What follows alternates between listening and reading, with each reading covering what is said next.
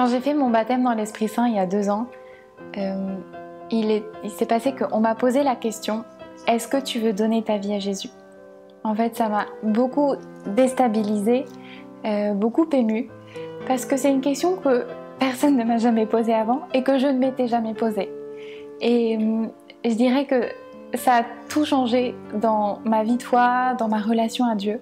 On m'avait jamais dit qu'une relation personnelle avec Dieu existait, qu'il y avait juste ce mouvement intérieur, ce oui radical à lui dire, et qu'après tout était grâce et tout allait se faire par lui. J'étais prêtre déjà ordonné, j'étais professeur à l'Université catholique de Milan, j'enseignais l'histoire des origines chrétiennes. Et lorsque j'ai rencontré des gens qui avaient reçu cette grâce de la Pentecôte, au premier abord, j'ai résisté, j'ai même critiqué, et comme un prêtre catholique qui était formé avant le concile, donc d'une manière très traditionnelle.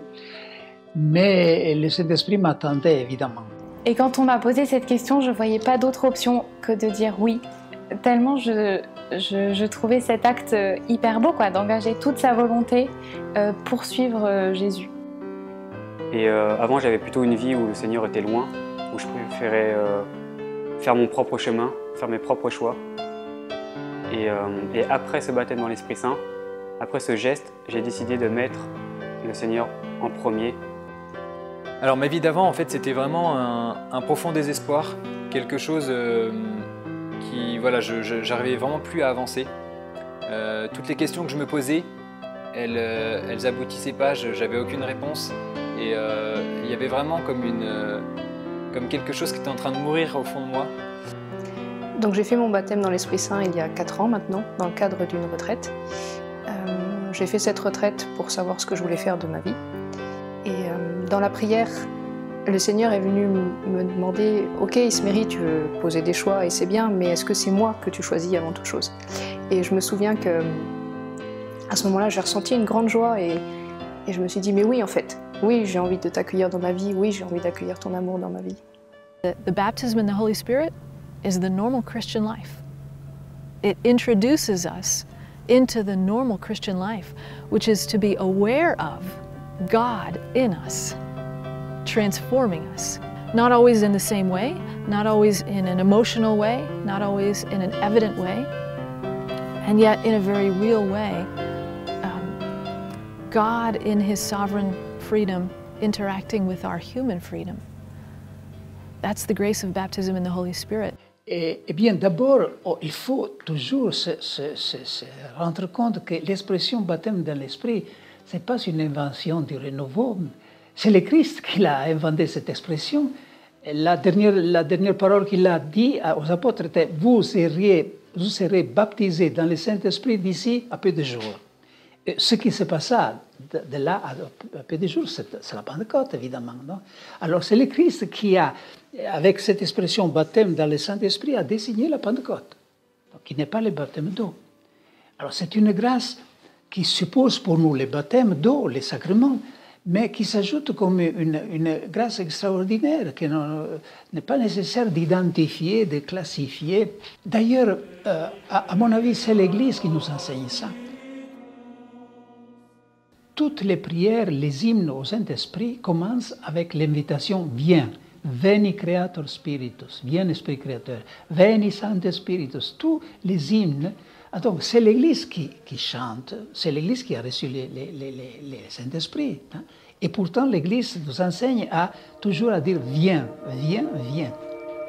Cette grâce du baptême dans l'Esprit Saint a été redécouverte en 1967 par des étudiants d'une université catholique alors qu'ils prient eux-mêmes le Veni Creator.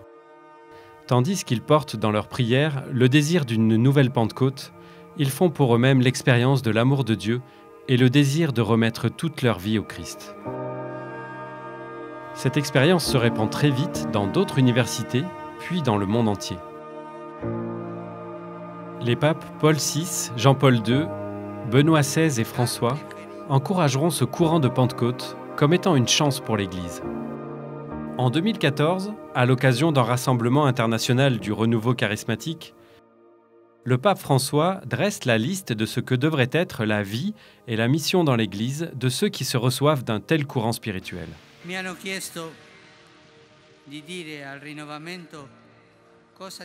On m'a demandé de dire au renouveau ce que le pape attend de lui.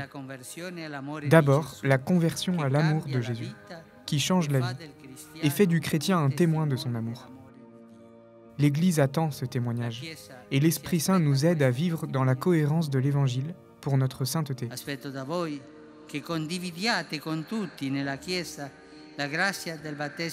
J'attends que vous partagiez avec toute l'Église la grâce du baptême dans l'Esprit Saint, une expression que l'on trouve dans les Actes des Apôtres.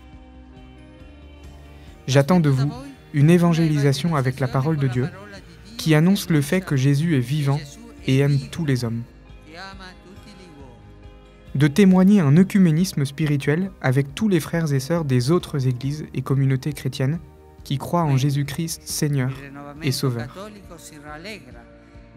Le renouveau catholique se réjouit de ce que l'Esprit Saint réalise dans les autres églises.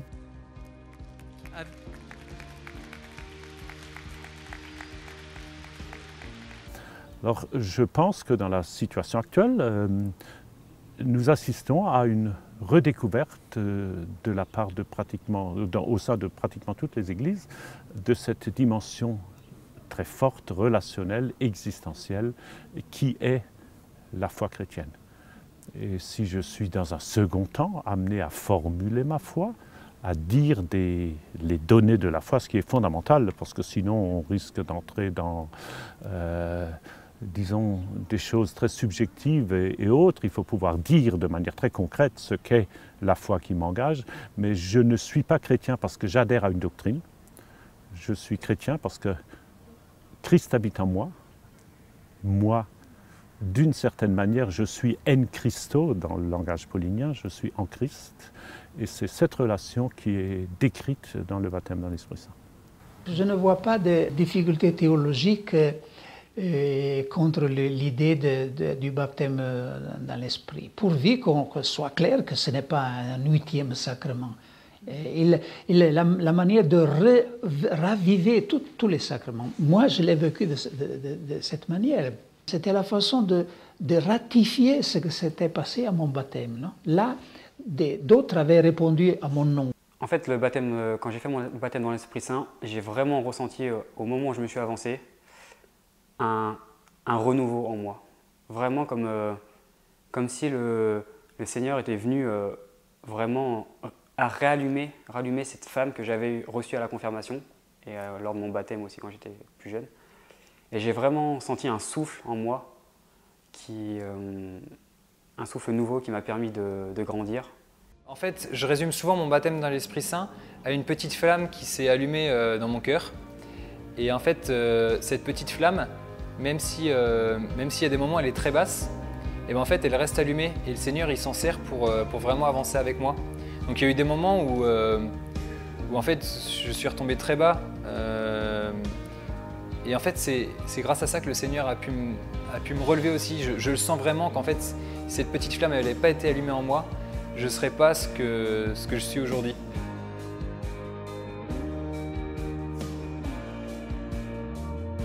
La redécouverte de cette grâce qui passe par la démarche de donner toute sa vie à Dieu semble rejoindre particulièrement les jeunes dans leurs aspirations.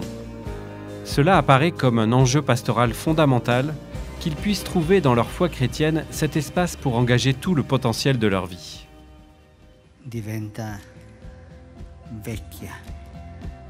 C'est dans ce sens que le pape François adresse lui-même cet appel aux jeunes. Ce serait triste qu'un jeune renferme sa jeunesse dans un coffre-fort. Cette jeunesse deviendrait vieille dans le mauvais sens du terme. Cela deviendrait un déchirement. La jeunesse doit être risquée, et bien risquée. Risquée avec espoir, afin de pouvoir parier sur cette jeunesse pour de grandes choses. La jeunesse doit être donnée pour que d'autres puissent connaître le Seigneur. Ne gardez pas votre jeunesse pour vous-même. Parfois, ou peut-être plusieurs fois, on voit la jeunesse d'aujourd'hui comme une jeunesse faible, plein de problèmes. Et c'est vrai d'un côté, mais en même temps, les jeunes ils sont capables des grands gestes. Et alors, il faut que les jeunes puissent accueillir ces regards de confiance et d'amour de Dieu et de l'Église sur eux, pour qu'ils puissent découvrir toute la richesse qu'ils ont dedans et découvrir l'immense valeur qu'ils ont auprès de Dieu et auprès de l'Église. Depuis 2 ans que j'ai fait mon baptême dans l'Esprit Saint, je pense pouvoir dire que ma relation à Dieu a complètement changé, dans la mesure où c'est devenu une personne vivante avec qui je peux vraiment entrer en relation en fait. J'ai choisi de vivre le baptême dans l'Esprit Saint parce que j'avais une soif d'une vie donnée, d'une vie qui n'était plus pour moi, mais d'une vie donnée à Dieu, donnée aux autres.